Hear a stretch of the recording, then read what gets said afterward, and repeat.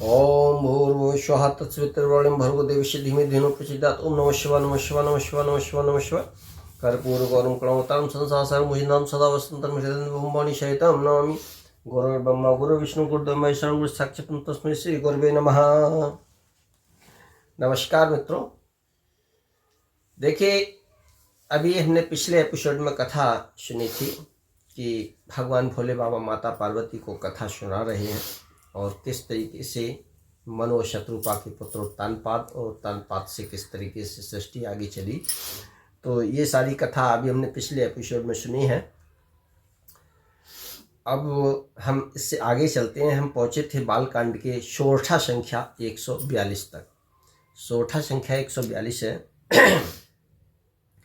कि होय न विषय विराग भवन बसत भा चौथपन हृदय बहुत दुख लाग जन्म गयो हरि भगत बिनु।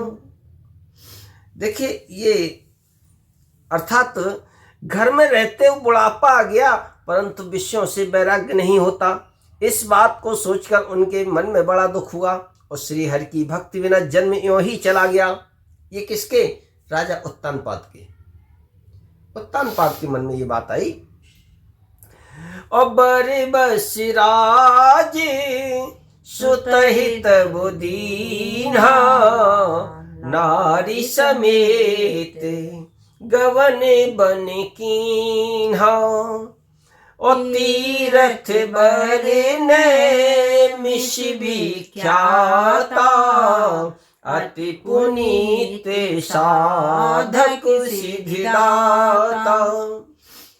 तब मुनि जी ने अपने पुत्र को जबरदस्ती राज्य देकर, मनु जी की बात चल रही है, सॉरी उत्तानपाद की नहीं। तब मनु जी ने अपने पुत्र को जबरदस्ती राज्य देकर स्वयं स्त्री सहित वन को गमन किया और अत्यंत पवित्र और साधकों को सिद्ध देने वाला तीर्थों में श्रेष्ठ नैमिषारण्य प्रसिद्ध है। और कहाँ? नैमिषारण्य में पहुंचे। नैमिषारण्य बहुत ही प्रसिद्ध पवित्र जगह है। और बस ही जहाँ मुनि सिद्ध समाजा ताहि हरस चले मुनि राजा। और पंथ जाति सो है मत धीरा ज्ञान भगत जनु धरे शरीरा। वहां मुनियों और सिद्धों के समूह बसते हैं। राजा मनु हृदय में हर्षित होकर वहीं चले।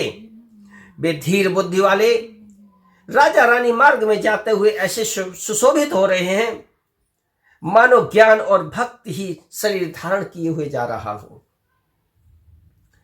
और पहुंचे जाए धेनुमति तीरा हर्षि नहाने निर्मल नीरा। और आए मिलन सिद्ध मुनि ज्ञानी धर्म धुरंधर न पुरुष जानी। चलते चलते वे गोमती के किनारे पहुंचे। हर्षित होकर उन्होंने निर्मल जल में स्नान किया। उनको धर्म धुरंधर राजर्षि जानकर सिद्ध और ज्ञानी मन उनसे मिलने आए। यानी नैमिषारण्य गोमती नदी के किनारे स्थित है। और जहाँ जहाँ तीरथ रहे सुहाए मुनि सकल सादर करवाए। ओ कृषि शरीर मुनि पट परिधाना सत्य समाज नीति सुनहि पुराना। अच्छा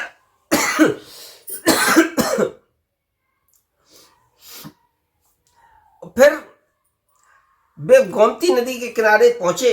हर्षित होकर उन्होंने निर्मल जल में स्नान किया। उनको धर्म धुरंधर राजर्षि जानकर सिद्ध और ज्ञानी मन उनसे मिलने आए। और जहां जहां सुंदर तीर्थ थे मुनियों ने आदर पूर्वक सभी तीर्थ उनको करा दिए। उनका शरीर दुर्बल हो गया था। वे मुनियों के बलकल वस्त्र धारण करते थे और संतों के समाज में नित्य पुराण सुनते थे। 12 अक्षर मंत्र पुनि जपै सहित अनुराग, वासुदेव पद पंकरौ दंपति मन अति लाग। और 12 मंत्र, 12 मंत्र कौन सा है? ओम नमो भगवते वासुदेवाय का प्रेम से जाप करते थे। भगवान वासुदेव के चरण कमलों में उन राजा रानी का बहुत ही मन लग गया। ओ करहि आहार शाक फल कंदा, सुमिरहि ब्रह्म सच्चिदानंदा। ओ पुण्य हरि हे तो करन तप लागे, बारी आधारे मूल फल त्यागे। वे साग फल और कंद का आहार करते थे और सच्चिदानंद ब्रह्म का स्मरण करते थे।